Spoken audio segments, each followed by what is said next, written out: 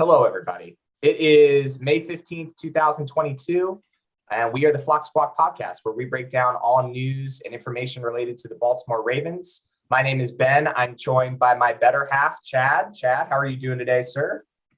I'm good, Benjamin. How's everybody doing out there? Schedule came out last week after a couple weeks of coming off the high of the draft. Now we got to talk about the schedule. Excited about it. Yeah, let's get into it, because this was really the big news of the week, right? There's been a lot of player movements and stuff like that, but this is the part of the season where it gets kind of hard to talk about stuff because not a whole lot of things are happening. It's after the draft. Free agent signings are starting to settle down. People are starting to get a better view of what their rosters are going to look like. And now we have the schedule release, which I'm really excited about. So let's just start with general impressions. You've had a chance to look over the schedule. I have some things that I've pointed out. Like, I love that we're just going to get the AFC East, like, right off the bat. They're just going to shotgun all four of those teams at us. And then, I don't know. It kind of makes sense because of the record, right? They went 8-9 last year. So typically with NFL schedules, the harder teams get the harder schedules, and the not the weaker teams, but the teams that don't win as much get easier schedules, right? Mm-hmm. So we were 8-9, so we sat somewhere in the middle, and this is like a somewhere in the middle kind of schedule. It's pretty favorable, if I had to say so myself. But what were some of your general impressions about it? Was there anything that jumped out at you? I found this thing, they miles traveled per team. Mm-hmm. And it's just crazy how much of a disadvantage, like, Denver has, how much disadvantage Seattle has. All these teams are like so far from each other. Seattle Seahawks have the most mileage at 29,000 total mileage traveled this season. And they go through 34 different time zones. Yeah. And then Denver's right behind them, 27,000 miles, 32 time zones. Pittsburgh Steelers has the least traveled. So this is so from Seattle at the most traveled, 29,000 miles. Pittsburgh, the least traveled. Do you have a guess? How many thousands of miles they travel? So 29 is the most. 29 is the most. Yeah, 29 is the most. Pittsburgh's are least. Is it less than 10? It's way less than 10. 6,000? Yep. Really? Pittsburgh has 6,400 miles. Damn. So I was thinking 6. Versus Seattle, 20. Like, how much of that has to be a huge disadvantage. Well, if you think about the United States, right? Seattle's kind of pigeonholed up there. Oh, yeah. No, exactly. They have to be at the top of the mileage every year just because of where they're located. Same with Denver. Yeah. They're just, that's just is what it is. I guess they're used to it at this point. Yeah, right. And obviously Russell Wilson's used to it going to Denver, the top two teams. So no change there. Yeah. Jacksonville's up there because they're going to London. Right. But I guess they have to play a lot of California teams. But yeah, that's another thing about us. Even our whole division. We all our games are on the East Coast this year. Yes. We're at the bottom 3. So Pittsburgh's the bottom at 6, then Detroit at 8, and then we're at 9,500. That makes sense, because all of our divisional teams are clustered close together. All our division. Same with Detroit. They're in the same area. We're playing the AFC East, so all those teams are on the East Coast. Right. And the NFC South is not bad. Yeah, exactly. And we don't go to the West Coast at all. No, all East Coast this year. That's pretty cool, I thought.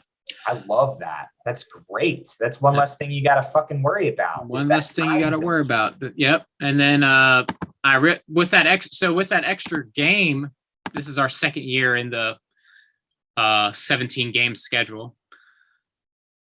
Most people don't realize this, but there's half of the teams get screwed with one less home game.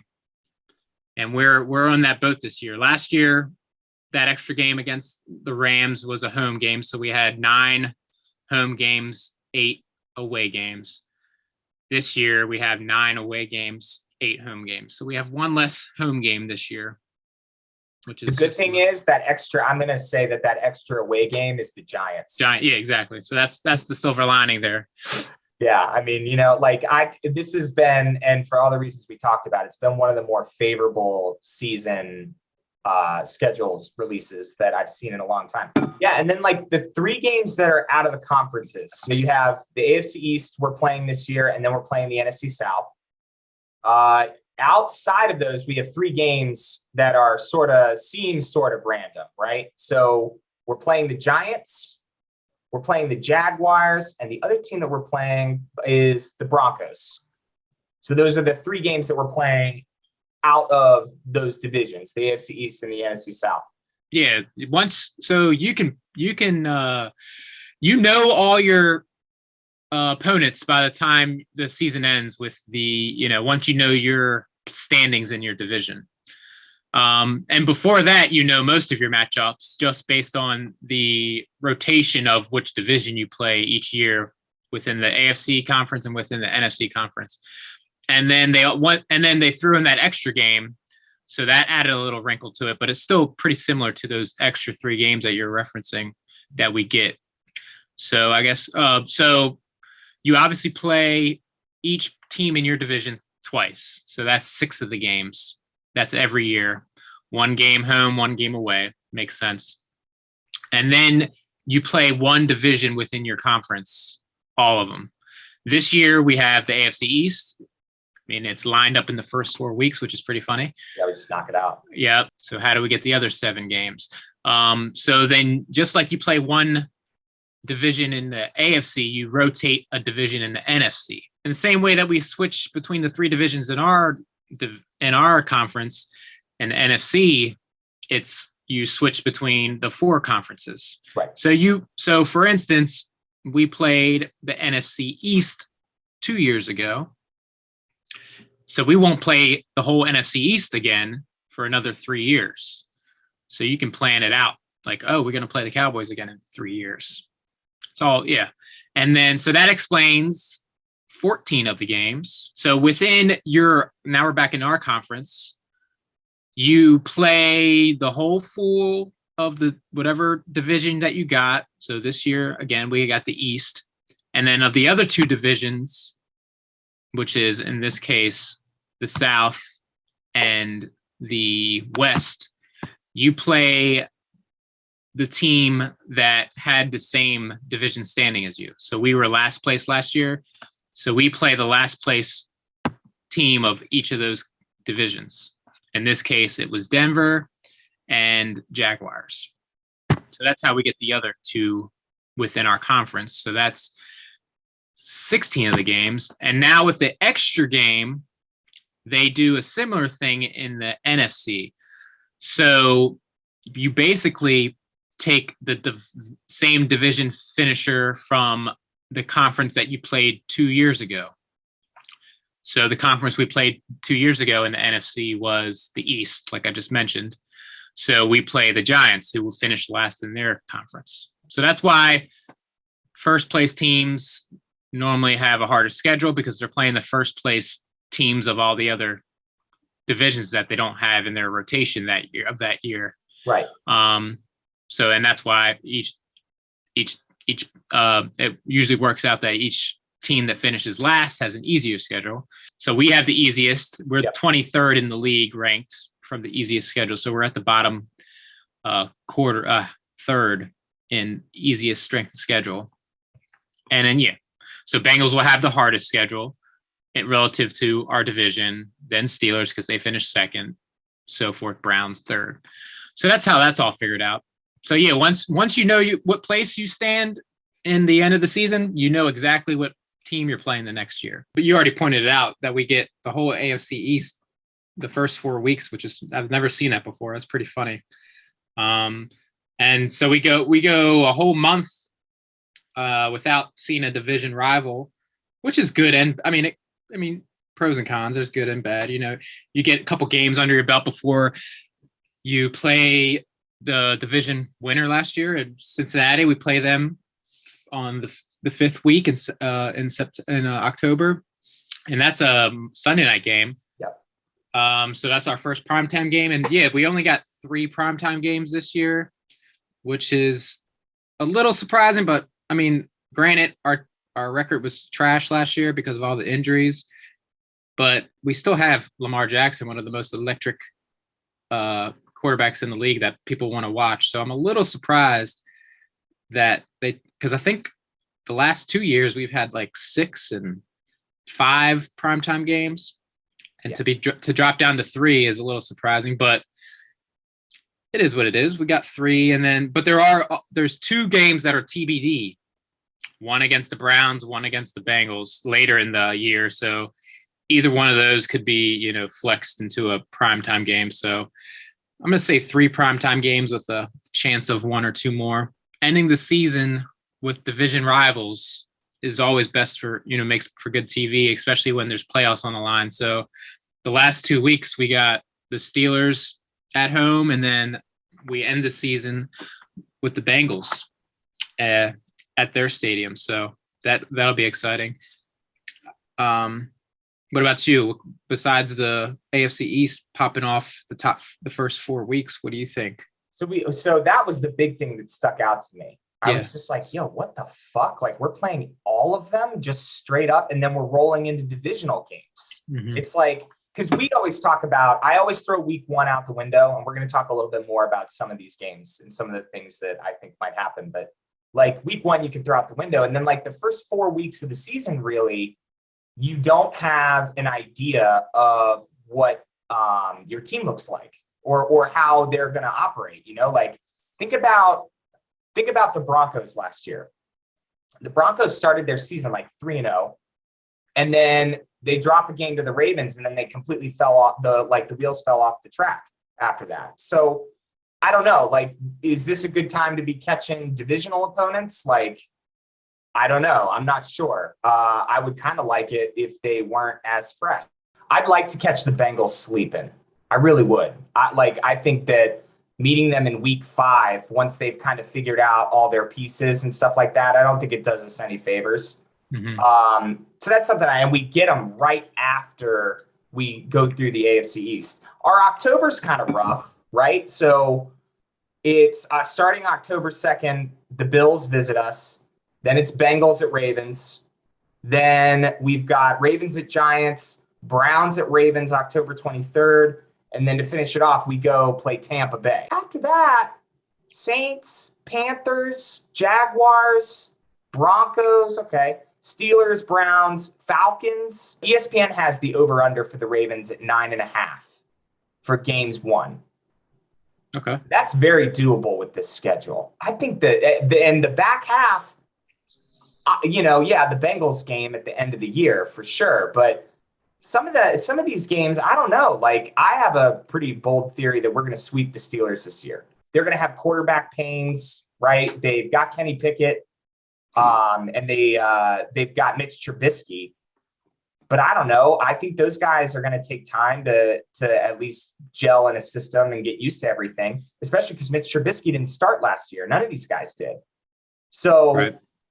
I don't know, as far as quarterback play is concerned. And then our line's gotten better. So if we need to deal with TJ Watt, I think we could always throw Daniel Falele out there and see if TJ Watt can get around this fucking guy. But like, I don't know.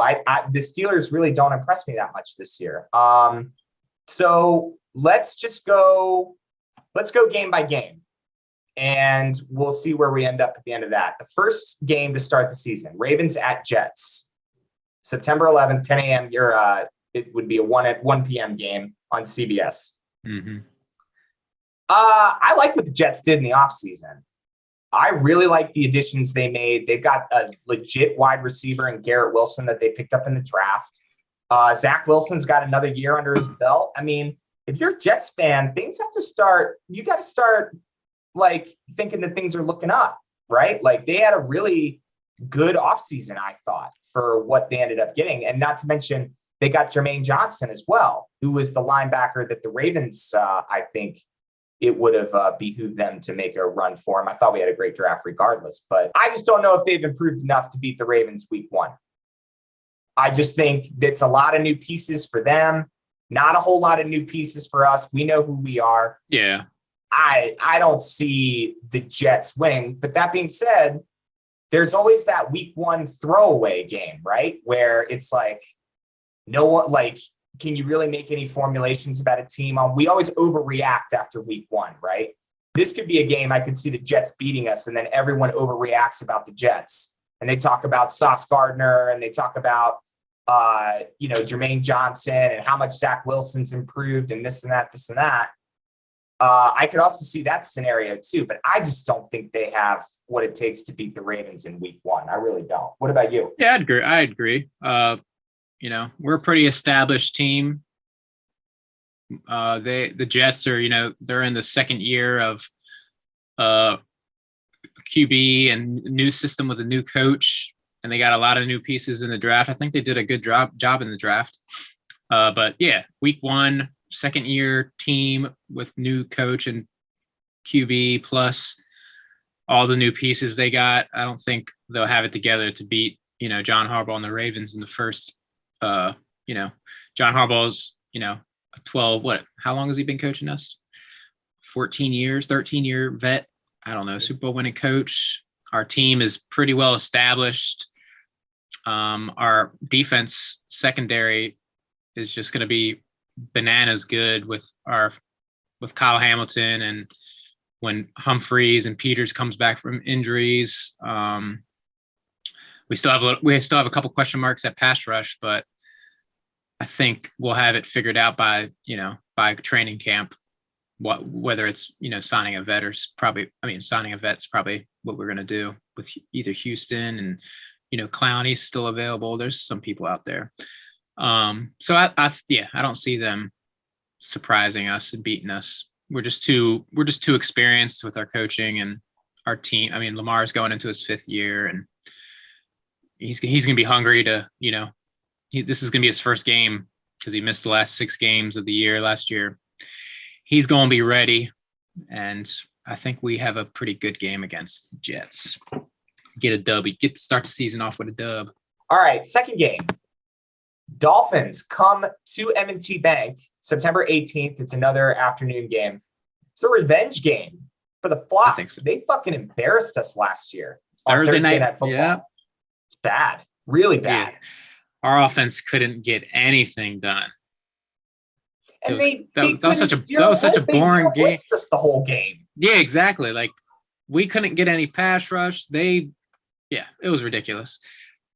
Now it was a Thursday night football game, so kind of. I mean, they played on Sunday and then they played 4 games later. Like, you're bound to play like shit, right? We shouldn't have lost that game.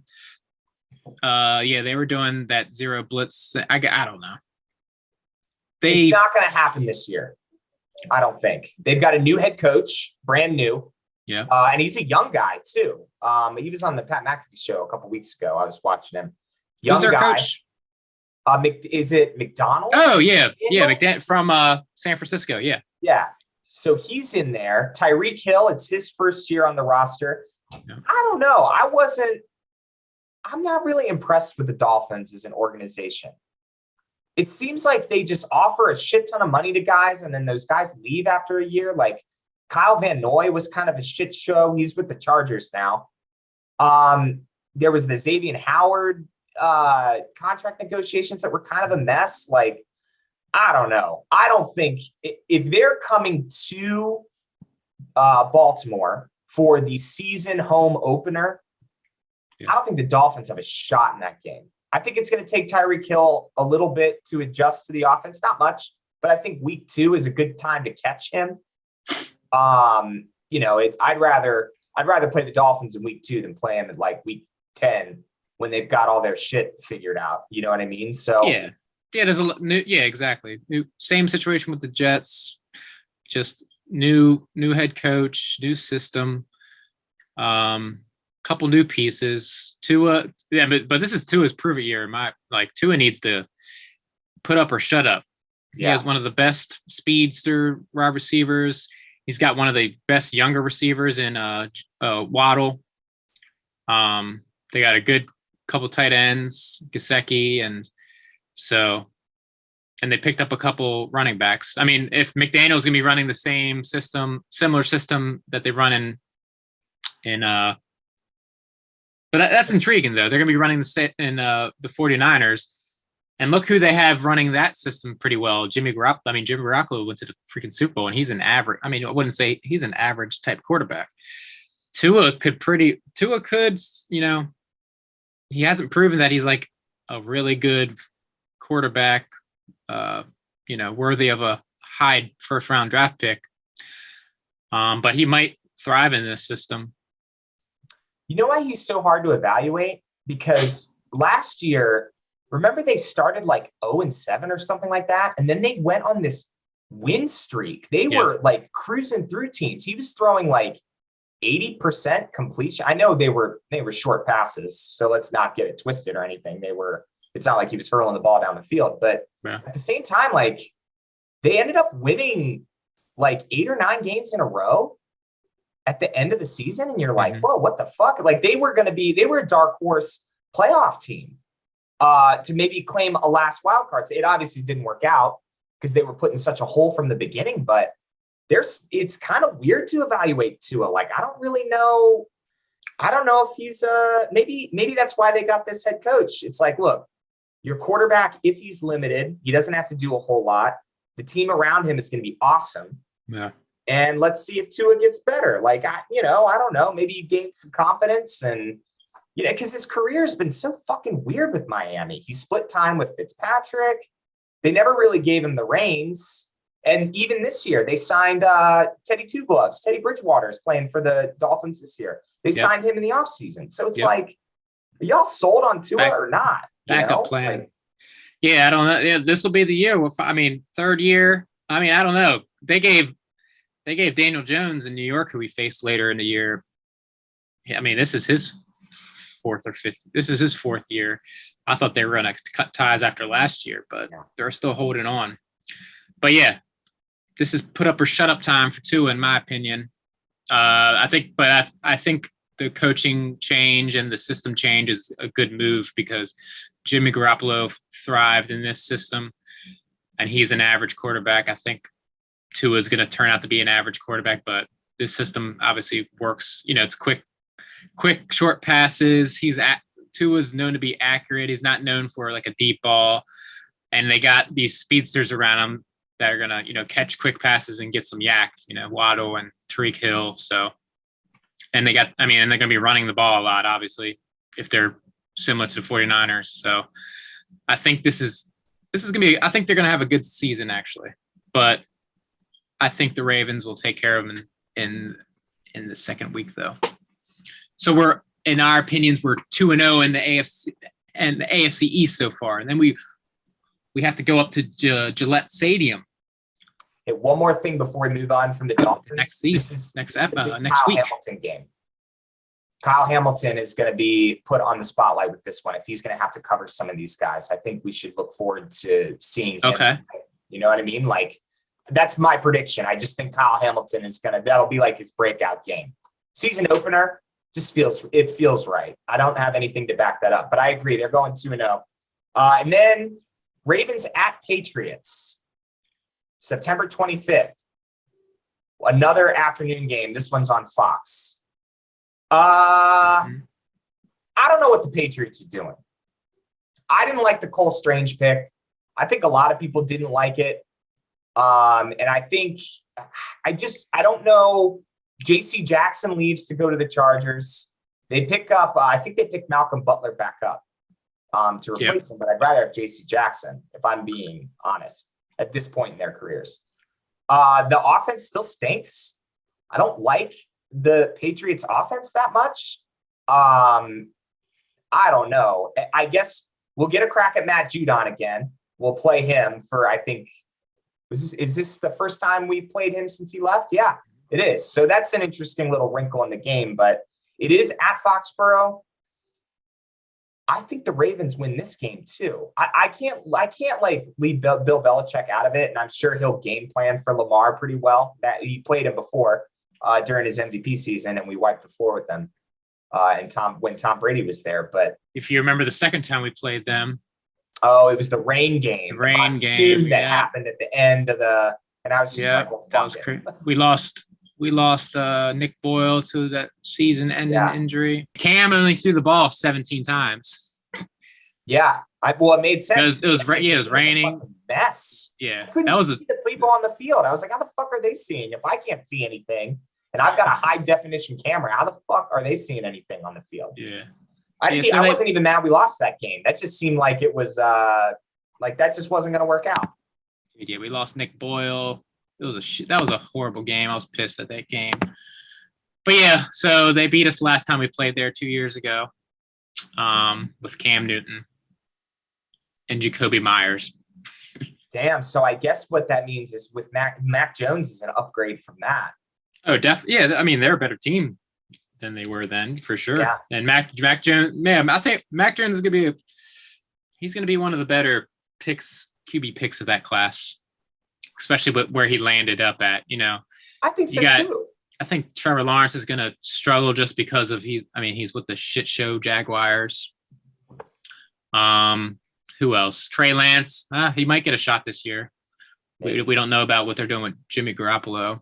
Justin Fields, he was thrown into the fire pit. Unfortunately, he was with a bad team too.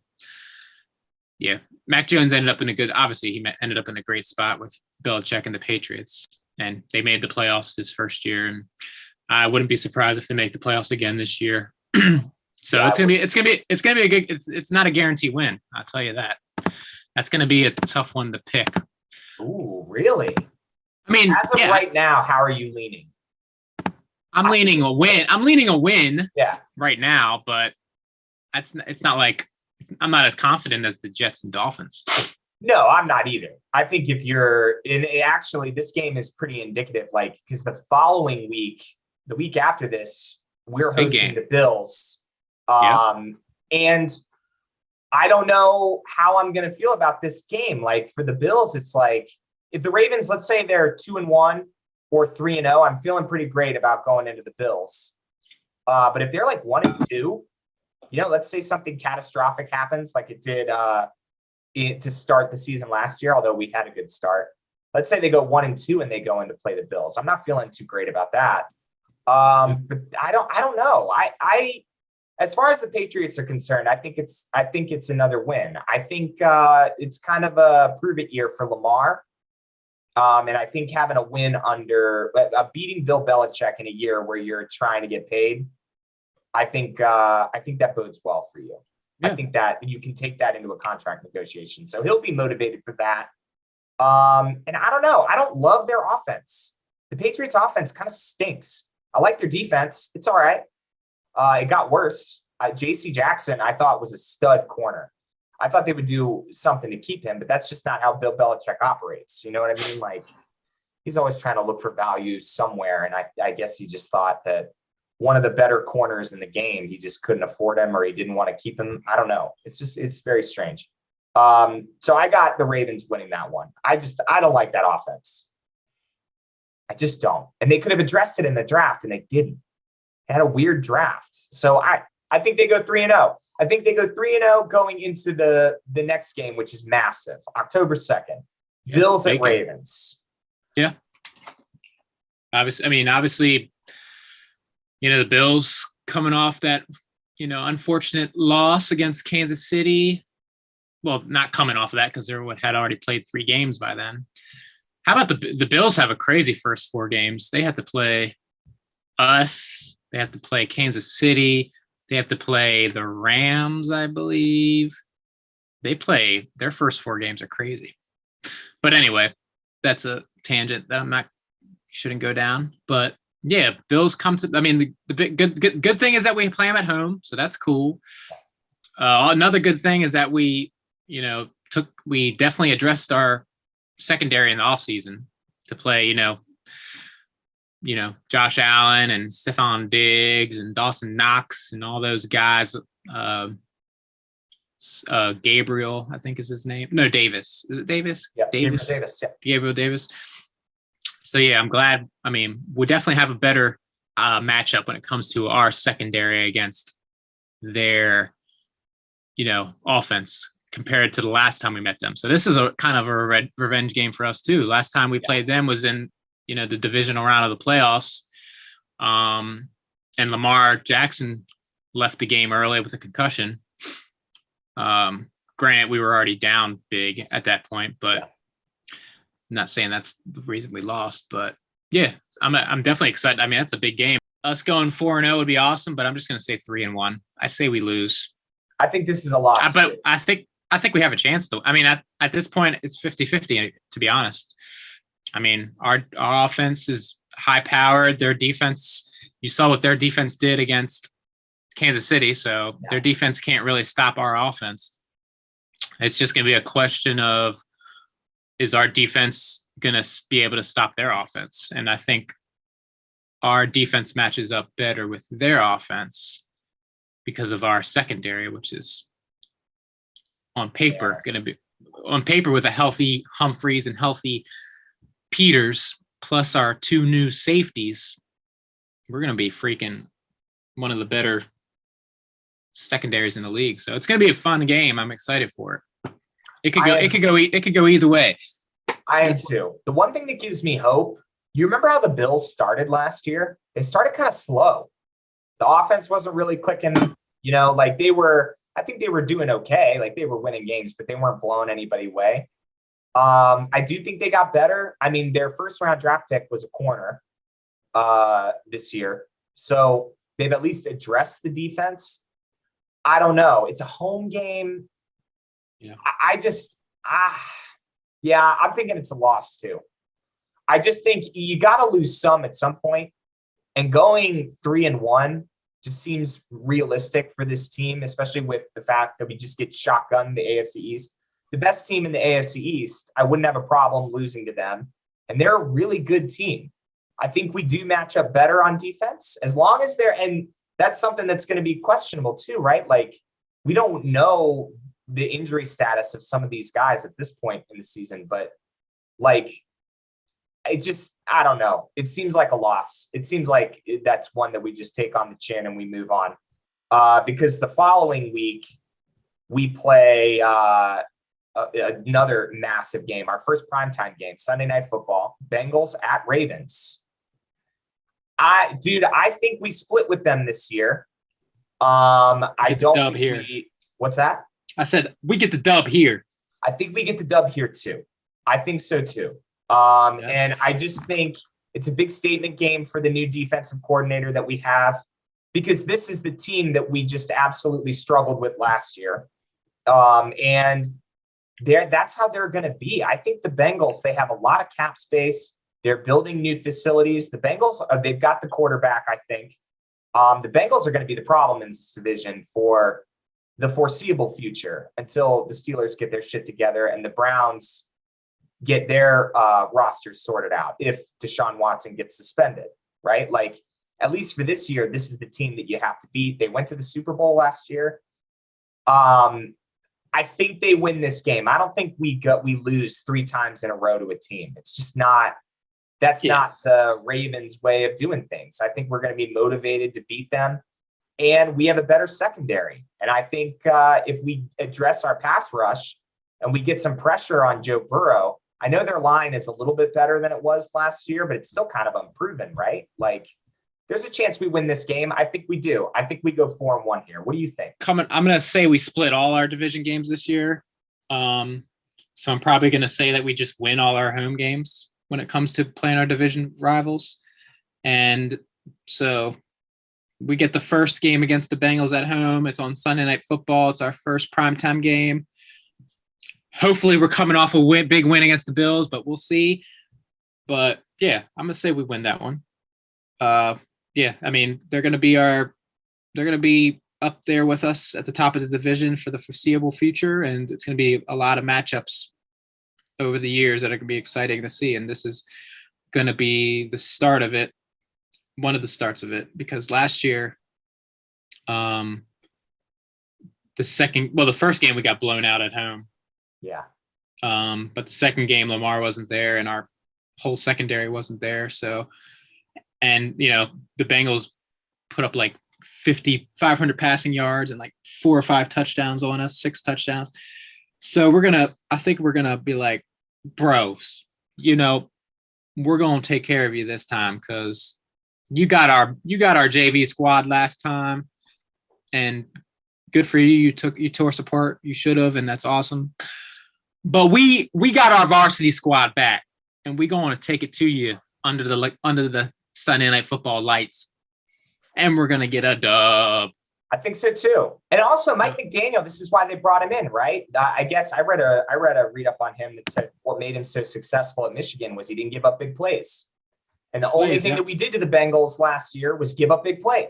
Huge plays. Yep. Yeah. So this is sort of a response to that. And I think, if you don't win here, it's going to be hard for me to look later on in the schedule at the very last game of the season and feel confident rolling on a potential playoff stretch, right? Like they have to win this game, I think.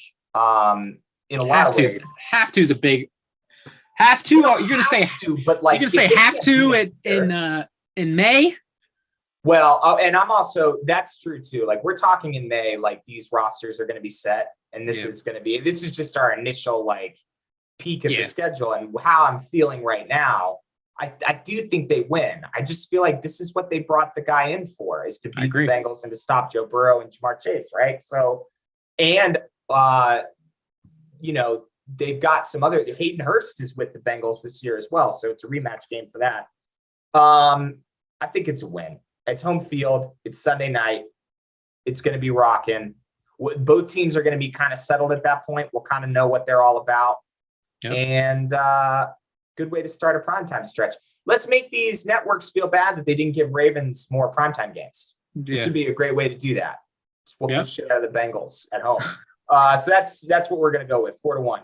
Next game, Ravens at Giants, October 16th. Love this game. This is a win. Yeah. So we go back to the MetLife Stadium to play the other New York team. New York is. I mean, they had a good draft, but both New York teams are a dumpster fire, and we're gonna beat both of them in their stadium. MetLife Stadium might as well be a home field advantage for us this year because we're gonna go 2-0. Well, how about this? Wink Martindale is the defensive coordinator. That's right, and it's I forgot about that. Good point. We're gonna show. Oh yeah, defeat Wink. Bye Wink. I think we got a couple ex-Ravens players there this year because Wink took a couple. Yeah. But yeah, New York. I mean, I don't know. Daniel Jones. He's not. It doesn't seem like he's the answer. And with we stopped the rush, so I'm not worried about Saquon Barkley. If there's one thing that this team does really well, it's we don't allow running backs to get in the secondary. Like it's just, I think we mitigate that. Yeah, I agree. I think we don't even need to talk too much about it. I think that's a win. Yeah, I think it's a win too. Daniel Jones, I don't know. Big year for him, like you were saying. Like, he has something. If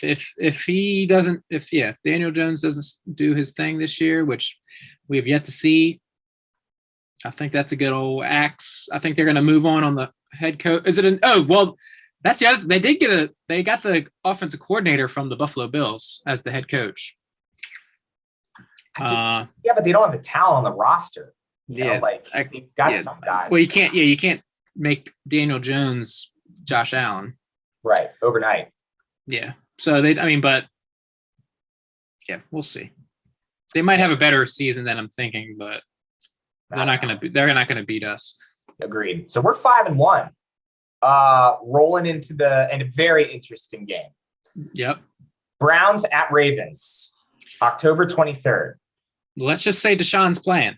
Is Deshaun is Deshaun Watson suspended? The way that I picked all these out and the way I came up with my final record was I just made the assumption he was going to play in all the games, because at this point it's week 7? Yeah. Even if he does get suspended, how long is that suspension? Is it going to be the entire season? Is it only going to be the beginning of the season? Is he going to get suspended 4 games, 5 games? Since there's no criminal charges attached to him, does that mean that the suspension is less? I have no fucking idea. Yeah. Here, May 15th, on whether or not he's going to play or not. Brown's going to be a big question mark this year. I mean, it's only May. We got 5 more months. We have no idea. I'm going to assume that he's playing, and we're going to beat him no matter what. Okay. I'm going to assume he's playing too. And I think they lose. Okay. The only reason I think that they lose is because I think this year Deshaun Watson is going to be on the warpath. I like the Browns roster. Myles Garrett is still there. They picked up Amari Cooper, who, depending on how that goes, I mean, the Cowboys were complaining they disappeared on away games. So maybe this is an example where he continues that trend. I would really enjoy that. But it's Amari Cooper. They upgraded at wide receiver, I think, going from Jarvis Landry to Amari Cooper. I think that's an upgrade. Yep.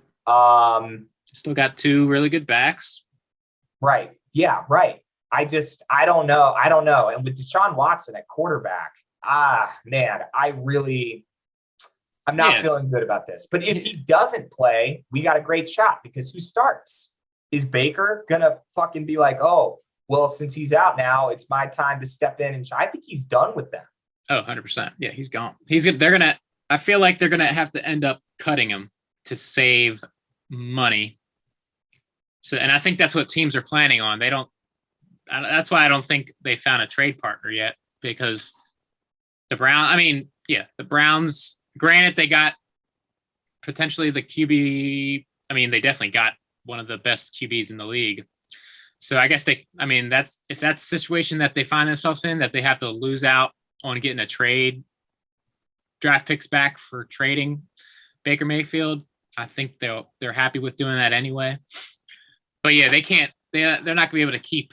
It's not gonna work out keeping Baker this year. They're gonna have to cut him, release him before the season. So if Deshaun Watson isn't playing, they picked up somebody to be his backup. Was it Jacoby Brissett? Jacoby Brissett. So he might be playing, but yeah, I mean, this is Deshaun. Granted, we played Deshaun Watson twice as a Houston, and we blew him out both times. But it wasn't Deshaun Watson's fault.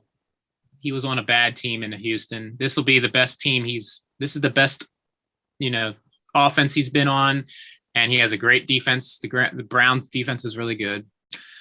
So this will be, a new chapter for Deshaun Watson. He's on a pretty good team. And yeah, I think we split this year with them, and I think we get this first win at home because we're at home. So right.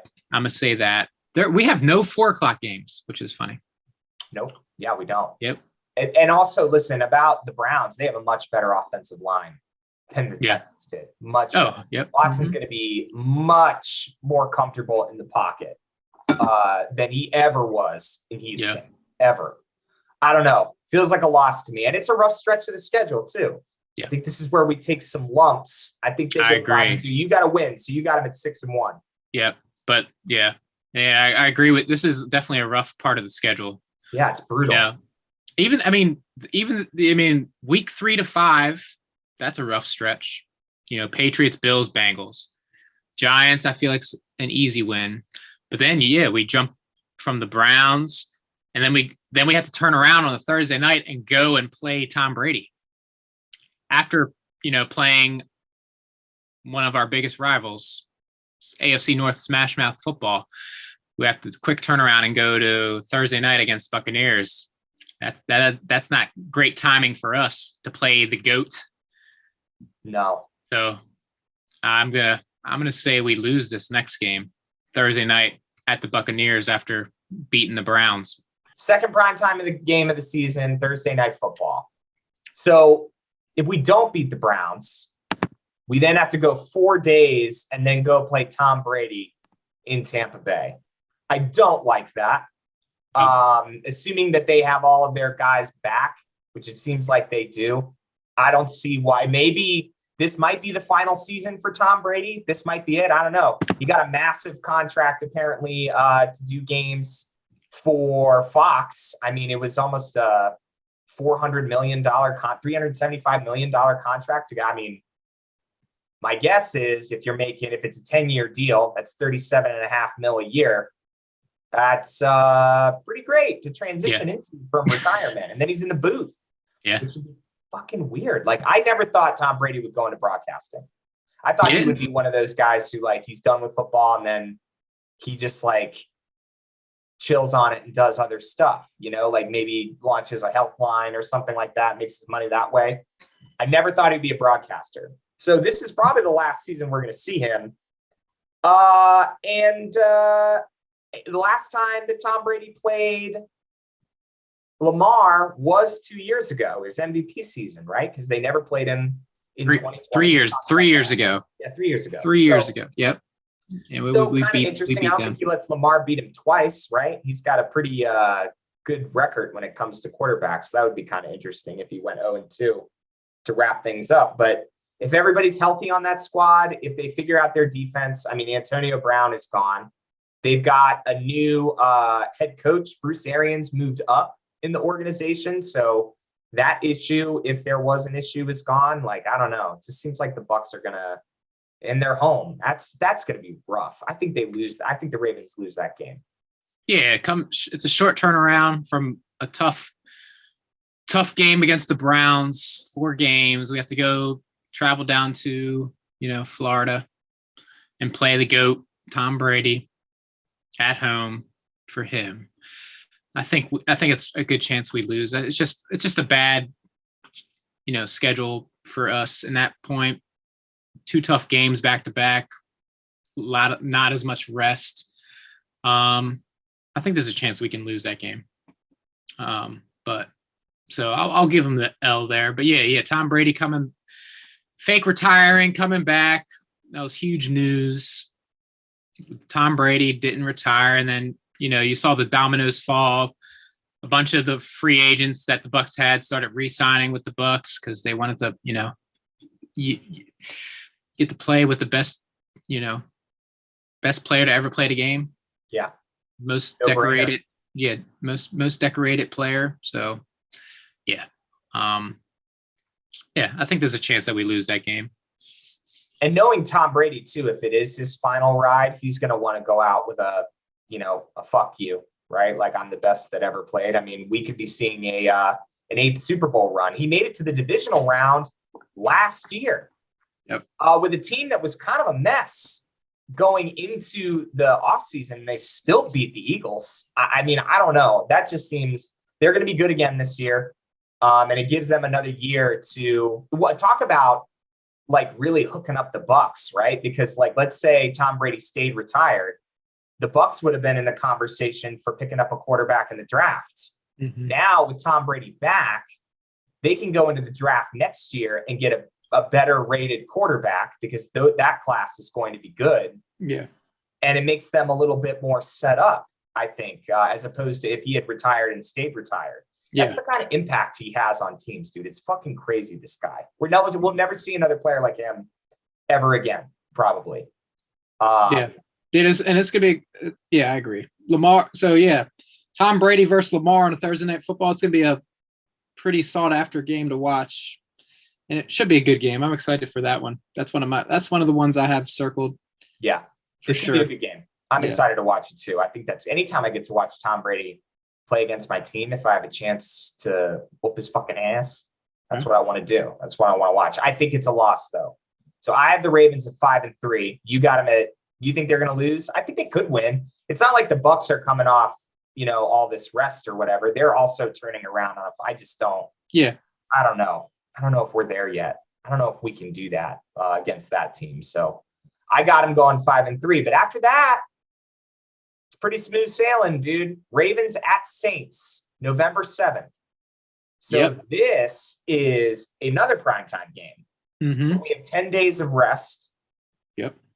And the Saints, I don't like any of their quarterbacks. They've got a brand new head coach. Sean Payton's not there anymore. Yep. They have Jameis Winston still listed as questionable. So, I mean, at that point, who's starting?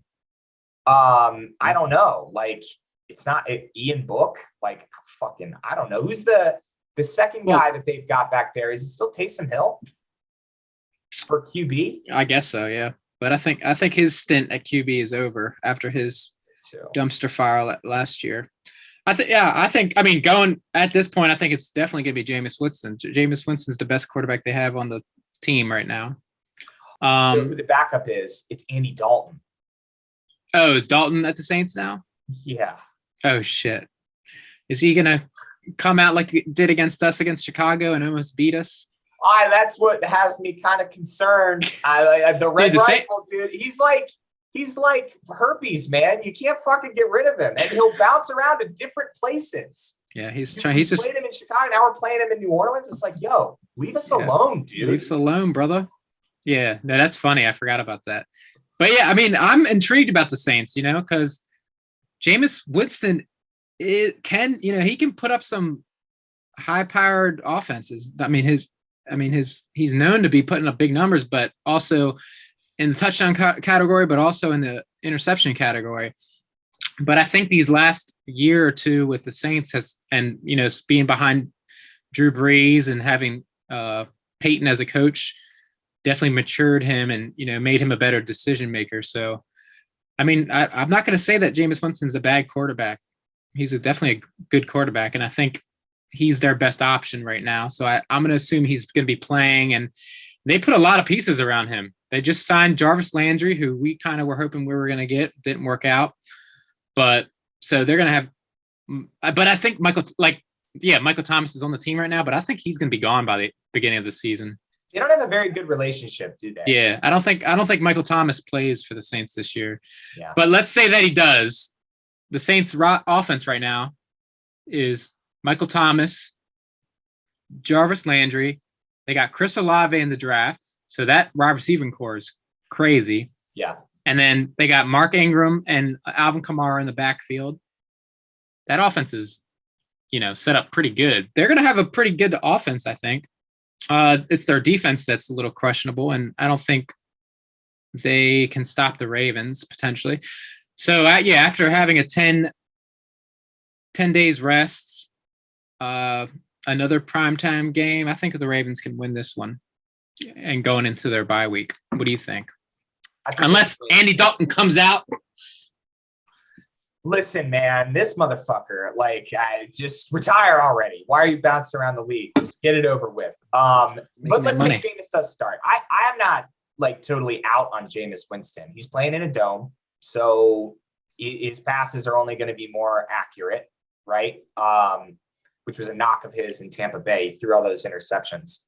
But I do like the offense. I like Alvin Kamara. I think he's a stud.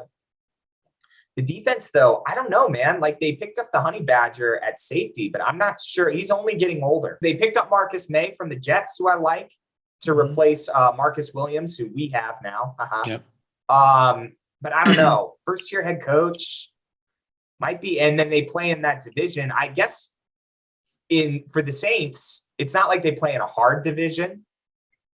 They got to play the Bucs twice a year, but then it's the Panthers and the Falcons, who are kind of in flux right now. So I don't know. I think they're going to be ready. I think the Ravens win this game. And there's no way they lose 3 games in a row. If that were the case, I'd have them losing 3 games in a row. And I just don't think that's going to happen. Mark, and I'm going to say it now, way too early prediction. Marcus Williams gets a pick 6 against his old team. I like it. That's a very good one. That's a good prop bet. I think so too. And especially with the quarterbacks there. Again, I'm not fucking sold on them. So Jameis Winston throws a pick against ex-teammate Marcus Williams. Then we roll into the bye week. Middle of the season bye week that we normally get a middle. It's funny. I think our bye week has fallen between the 7th and 10th week for the last 20 years. Yeah. Obviously, we always get in the middle of bye week, which I'm cool with. I'm fine and with hopefully we have our prize Michigan pass rusher healthy by this point. Maybe even for that Monday night game, potentially. Early November is the earliest we are expecting, So that would be cool. If not, maybe right after the bye week, he'll be ready to play against the Panthers, which would be cool. That sounds like something they're going to wait till after the bye week. Give him another week's worth of rest. I mean, then again, though, I mean, it's 10 days. It's sort of exactly. Nice it's kind of like a bye week and then another bye week. That's what I was thinking. Bit. It's like a back-to-back bye week type. After the Buccaneers game, you can argue that it's like 2 bye weeks. It's like a bye week sandwich with the Saints in the center. Yeah, right. Yeah, I'm with you on that. 100%. Yeah. So I like that. And 6-3, let's say they're 6-3, 7-2-ish, something like that. Yeah. I think I have them at 6-3. That's not terrible to roll into your bye week with. You get another week off, and then you play the Panthers at home, November 20th. Yep. Bro, they're going to demolish the Panthers. I'm not sold on the Panthers at all. I'm not sold on. I made a prediction last year, made me look like an idiot, that Sam Darnold was going to play a lot better with the Panthers than he did with the Jets. But he started out hot and then played like dog shit for the rest of the year. Yeah, I was in the same boat with you, man. I was like, Sam Darnold, I was like holding out. I was like, Sam Darnold just didn't get his fair shot with the Jets. And, now he's going to the Panthers. He's going to turn his career around. But he's not it doesn't seem like he's a good quarterback. So. And then McCaffrey, who knows if he'll be healthy. Yeah, he's always hurt. And you can't win a game. I mean, you can. I mean, he's a hell of a freaking player to have. But like we said before, when you pay your running back, things don't normally pan out well for you. Yeah. Yeah. Panthers, Matt Rule is in a tight situation. This is his third year as head coach. He's probably going to lose his job after this season, potentially. Yeah, I think so. Because unless that rookie they got in the fourth or whatever round they got him, who'd they pick up? Matt Corral. Unless he turns out to be something, they're in a heap of shit. Holy shit! What if Matt Corral was good and he's the savior of the Panthers and he saves Matt Rule's job? Right, like that could happen, right? I mean, it's not like look at Zach Taylor with the Bengals. If Joe Burrow doesn't come along, I'm not so sure that Zach Taylor keeps his job. I mean, he was working with scrap parts, but it's kind of the same situation with Carolina. Like you're and I'm shocked they didn't make a play for Baker Mayfield. I mean, Baker really? No, they don't want to pay him. They don't. Yeah, Baker comes with a huge, his 5th-year option pay, injury history. Injury, and they don't want to trade for that. Because they only had a 1st-round pick, and then they didn't pick again until the 4th round. Yeah. So they had a limited draft picks anyway. And like I said earlier, I think the Browns are going to have to end up cutting Baker, and Baker's going to be a free agent. So maybe I think the Panthers, maybe the Seahawks, maybe a handful of other teams are just going to wait for that and try to get him then. Yeah, makes sense. Yeah, that'd be funny to have Baker Mayfield and Sam Darnold on the same team, both picked in the same draft class. Yeah. Oh my God. That'd be weird. Wow. That's like NFL taboo. I don't even know if you can do it. I just don't know if it looks very good. He could go to Atlanta still. I'm not sold on Marcus Mariota and Desmond Ridder, who I love. Yeah. I'm not sold on him either yet because it's his first year. You know what I mean? I have a bold prediction with Desmond Ridder. I think I don't know why. I mean, I'm not like a QB evaluator, but I just get this vibe that Desmond Ridder is going to be the best QB out of that class. And he's going to be a decent, I don't know why. I don't know what it is about him. I watched a couple of interviews with him. He just seems like I don't know what it is about him. He's mobile. I just have a feeling. Yeah, he is definitely mobile. I have a feeling that he's going to be the best quarterback out of that class. And how well that translates to QB overall, we'll see. I think they might have did good picking him, the Falcons. They got great value for that pick. Yeah, really good. Sure. We'll talk about that a little more because we play them this year. We're going to actually have an up-close view of that particular game. But for the Panthers, Ravens win 7-3. And then we almost they almost set up a whole NFC South just like they set up the AFC East.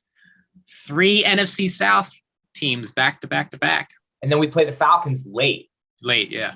Super late, which is that's interesting. But you got to fit the divisional games in there somewhere, right?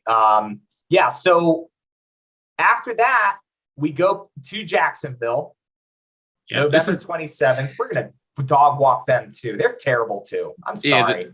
Our November is pretty easy, man. Yeah, it's great. And that's a great time to have an easy schedule because that's when you're kind of ramping up to go to the playoffs. I mean, at this point, we're looking at, this is week 11. Yep. So yeah, I mean, rumblings are starting and we've pretty much figured out who's good and who's bad at this point in the season. Yeah. And the Jaguars are going to be bad. Doug Peterson is the head coach, a new head coach again. They missed in the draft. They should have taken Aiden Hutchinson. I don't know why they took Trayvon Walker. I'm glad they didn't, though, because Aiden Hutchinson now goes to his hometown, and I love stories like that. I'm not a Lions fan. I just like stories like that. I don't know. They're going to dog walk them. I don't believe in the Jaguars at all. Even if Trevor Lawrence does make a leap, does he have the pieces in place to protect him? I don't know. I'm just not. The Jaguars are moving to London, and there's a reason for that. Yeah. They're going to London. There's a reason for that. So I've got them going 8-3, just like last year. This was the same record that we had before the wheels fall off. So do you want to say anything about the Jaguars? Do you really? I don't think at all. That's a win. Yeah, I think it's a win. There's not much to say. They overpaid Christian Kirk. Yep. Who else did they overpay? They overpaid a couple people. Yeah.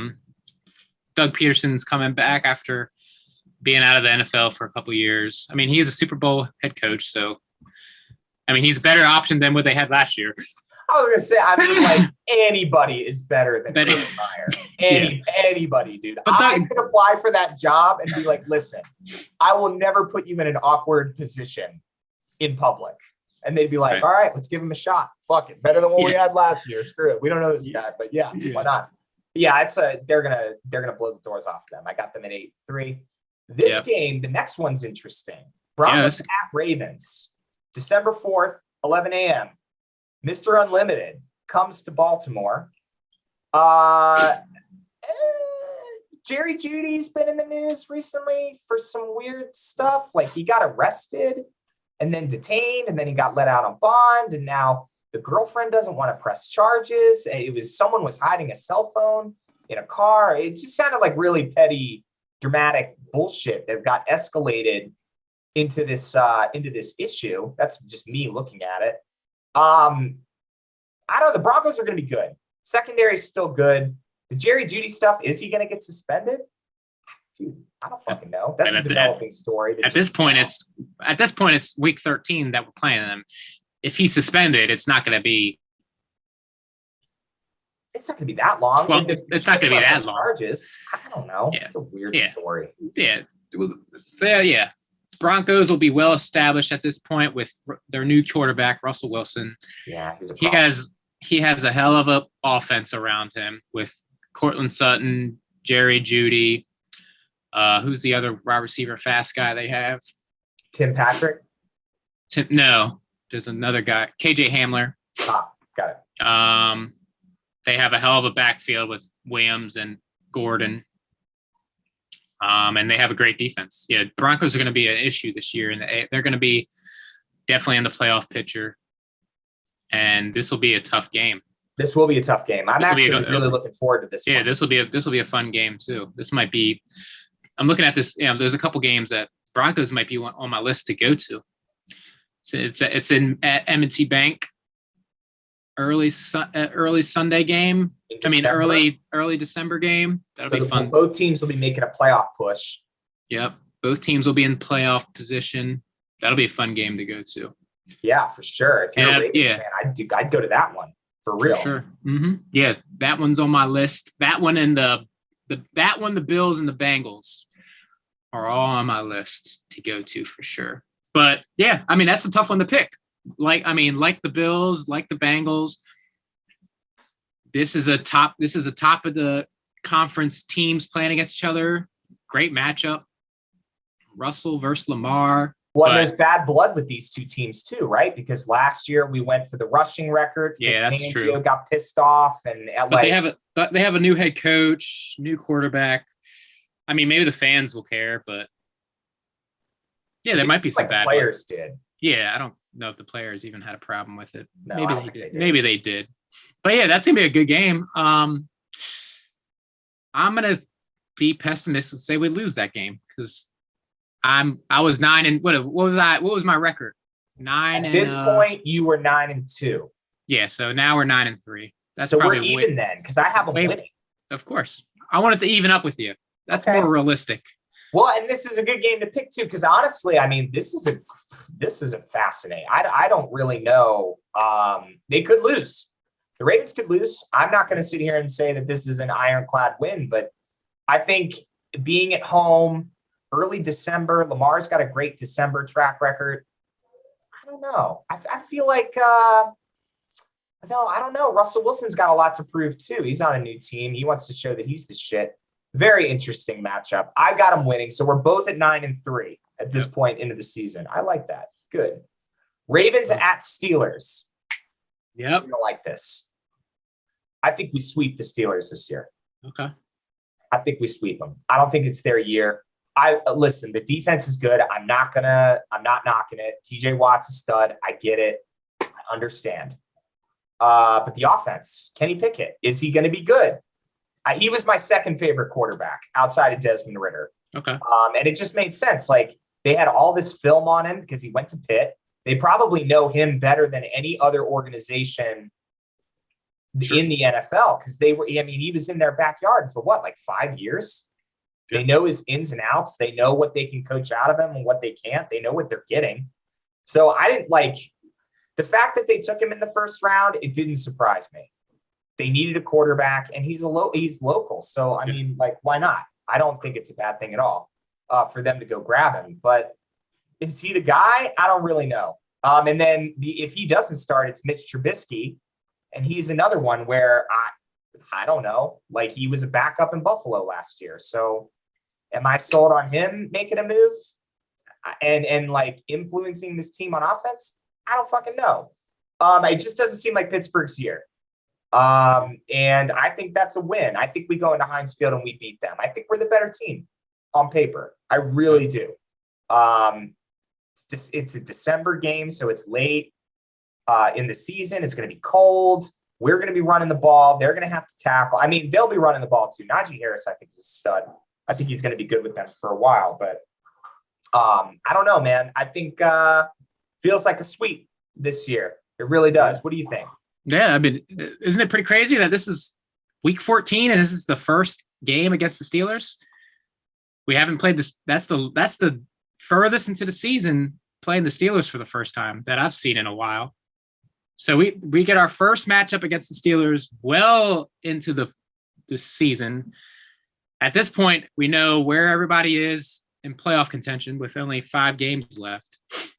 So that's pretty crazy. But I'm gonna stick to my original thought is that we're gonna split everybody in the division. So I'm gonna say this is a loss. Back to back. These next 3 games, we lose to the Broncos, lose to the Steelers, and then we lose to the Browns. I'm saying we lose 3 in a row in this area, which is crazy. But yeah, I think we lose to the Steelers. I'm thinking Kenny Pickett is going to be the starter by this point if he doesn't start out in the first half of the season. I just say we lose because we're going to split, and their defense is going to get the best of us, just like they did last year. They beat us with Ben Roethlisberger, with 40-year-old Ben Roethlisberger, who could barely throw the ball down the field. So I think they can still beat us. I mean, that TJ Watt is MVP caliber type defensive player, and they're going to find a way to beat us that game. Unfortunately, it's Asher's birthday, December 11th. Asher, little girl, you're going to get a loss that game. Sorry. Here's a crazy thought, and it's probably not going to happen, but I'm going to mention it anyway. What if they put Falele in front of TJ Watt? 400 pounds. He's got to figure out a way. I know TJ Watt is a stud. I get it. But if you can even delay him like a second or two, think about the game where we went for 2 and TJ Watt was in Lamar's face as he's trying to make a pass. A 400-pound guy sitting there, wherever he is. Maybe this is a game where Daniel Falele runs for a touchdown. I could see that too. Like, I don't know, do something to mitigate TJ Watt and how effective he is. And they've got guys all over that roster that are really good. I'm not just singling him out, but he single-handedly beat us, created a loss for us last year because of that pass. Exactly. TJ Watt was disruptive that game. And that's why I'm saying we're going to split, because even though their offense isn't we don't know. The offense is a big question mark because of the QB position. Their defense is one of the best defenses in the league. And no matter who plays at the quarterback for the Steelers, they always play us well. There's been plenty of times the backup quarterback has beaten the Ravens. Who was the guy? It's happened multiple times. Big Ben out, and they end up beating us. And even if Big Ben's out, and I think we played Mason Rudolph that one time, it's always a close game between us and the Steelers. So we're not going to blow them out. They're going to beat us this game. I'm just sticking with it. Okay. I'm the one going out on a limb there on that one. I think they win. They go to 10-3. Mm-hmm. So you've got them at 9-4. And I think this is where, I don't know, because it's the next game. First off, it's Ravens at Browns, December 18th. This is one of the TBD games. So this is a game that could potentially get flexed out. I told you what I think about the Browns. I think that I think they'll sweep this year. I know that that's not something on a Ravens podcast that you want to hear, but with Deshaun Watson, if there's a suspension at this point, he's probably not suspended this deep into the season. I think we can make an educated guess on that one. Mm-hmm. And I just feel like that's a loss again. And I feel like both teams are going to be making a playoff push at this point. The Ravens dropping to 10-4. It's not necessarily a catastrophe to lose this game either. I don't know. It just seems like I think the Browns are going to be good this year if Deshaun Watson is playing. But what do you think? Like maybe I'm off on this. No. And by the way, the Ravens are on the road. So yeah, I agree. I'm just gonna go off and say that Deshaun Watson is playing all season, even though there might be a suspension. We don't know. But yeah, I agree. If there is a suspension, he might be playing at this point. So we beat them the first game at home. I say they beat us this second game towards the end of the season. So I have the Ravens going on a 3-game losing streak, going from 9-3 to from 9-2 to 9-5. You're at 9-5. God, we lose to the Broncos, we lose to the Steelers, and we lose to the Browns. Yikes! And yeah, I think this game potentially gets flexed into like a Sunday night game for sure. Yeah, I think this is a good candidate for that, right? And then we get 4 primetime games, and we don't feel as bad about ourselves, especially if Lamar. I mean, if Lamar and Deshaun are balling, at this point in the season, we'll know. I mean. Yeah, why not flex that one out? I think that's a good game to flex, honestly, depending on how those two quarterbacks do. But yeah, I got that as a loss. So you're at 9-5 and I'm at 10-4. Shit. Yeah. Golly, what is happening? Well, we pick it back up. Falcons at Ravens, Christmas Eve, 11 a.m. Yep. That's a win for the Ravens. With Matt Ryan gone and Marcus Mariota or Desmond Ridder. Yeah. We talked earlier. I like Desmond Ridder. I do. I just don't think he's ready yet. Yep. They pick up Drake London in the draft. All right, cool. Some people thought that he should go after Garrett Wilson and all this other stuff. And I just don't think the roster is very good. Kyle Pitts had a good year. He's going to be good again this year, but I'm not seeing it. The quarterback play is not going to be great for the Falcons, excuse me. I don't know. I got the Ravens winning. They go 11-4. Yep, they get back to winning here. And we win.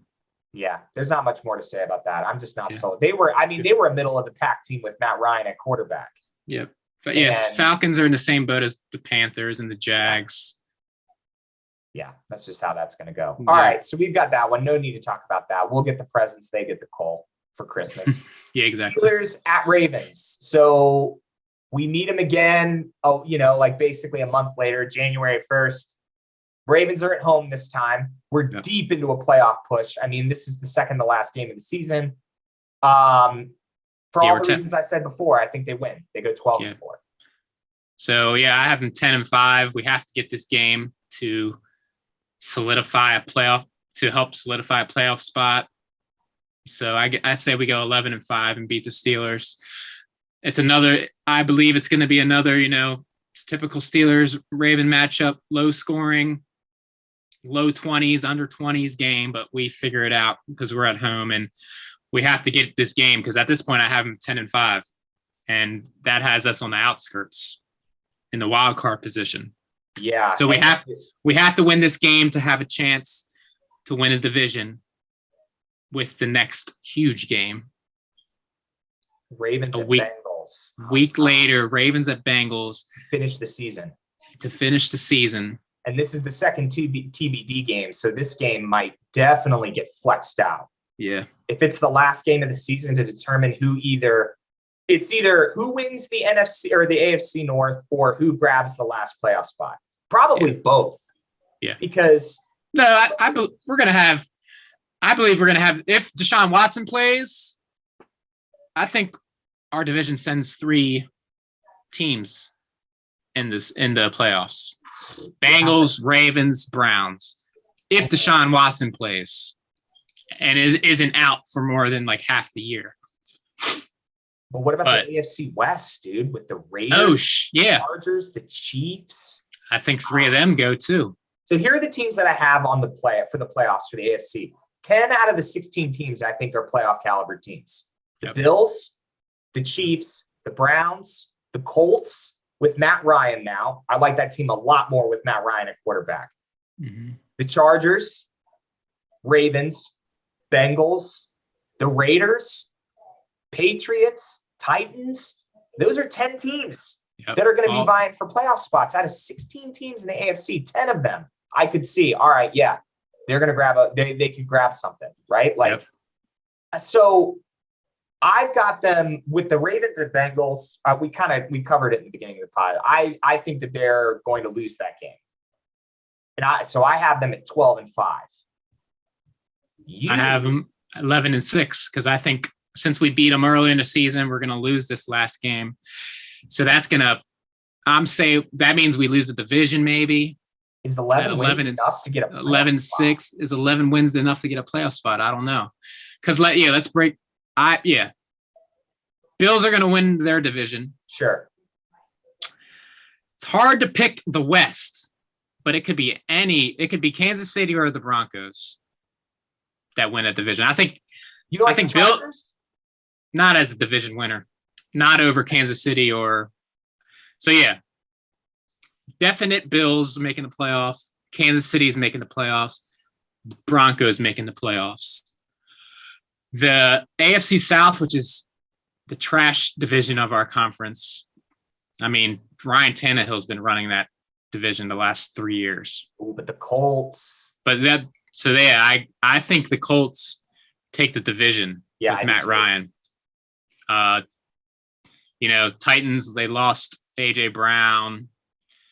Ryan Tannehill's going to have some competition with that rookie quarterback, Willis. Mm-hmm. Yeah, I think Tennessee taking advantage of Andrew Luck retiring. It's over for them. Yeah, at least for this year. I mean, depending on what Matt Ryan wants to do after. But I think the Colts win with Matt Ryan. So I think Colts, Bills, Kansas City, Denver. And then I'm going to say Cincinnati wins the division. So that's 5 of the 2 places. So that leaves us, the Chargers, the Raiders, the Patriots, the Browns. And I'm not going to say Titans are going to fall off a cliff. So they still have a chance. Either. I think they're in the mix. Yeah. I think they still have a chance. So that's 6 teams vying for those last 2 spots. So that's gonna be great. It's gonna be crazy. Wins enough? I don't know. The Raiders 11 wins with I think you're gonna have to. You're not gonna.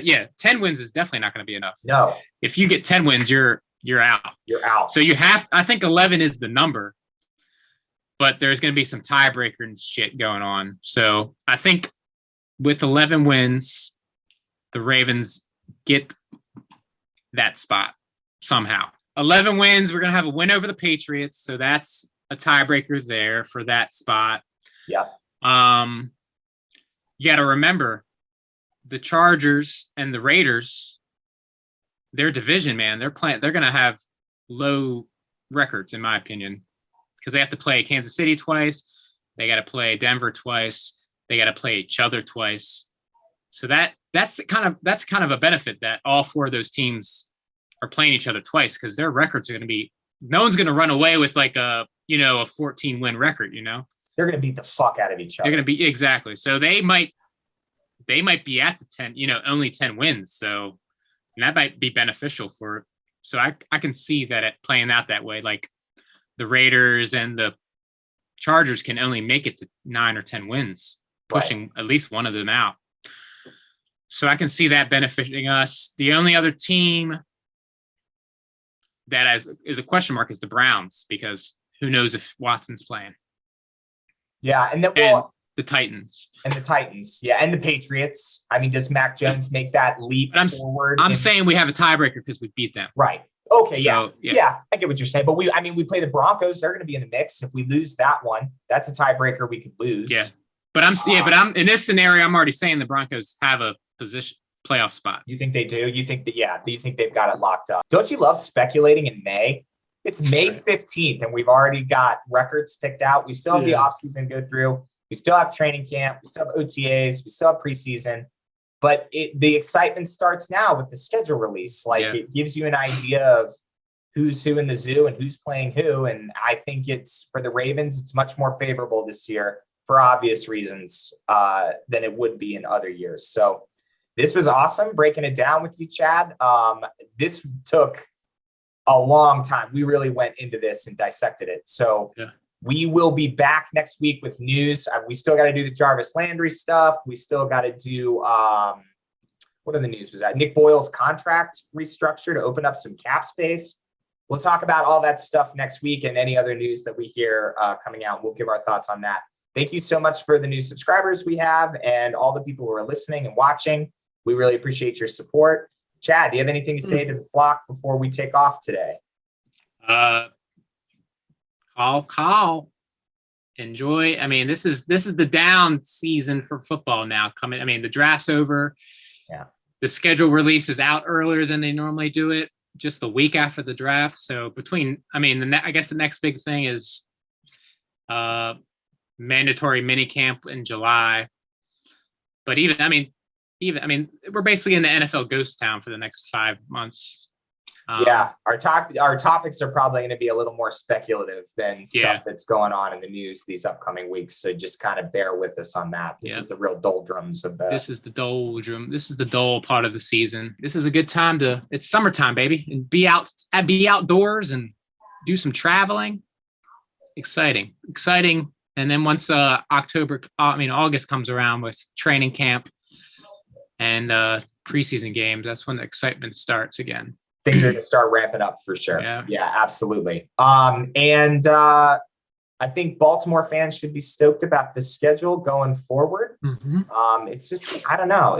Now that this is out, I can start digging into these rosters and digging into some scheme stuff to prepare for it. Like I'm sure the Ravens are going to do all summer and into August. So it was great seeing everybody again. It's great seeing you, Chad. Have a wonderful rest of your weekend, my friend. And to all the people in Flock Squawk, we'll see you next week for next week's episode.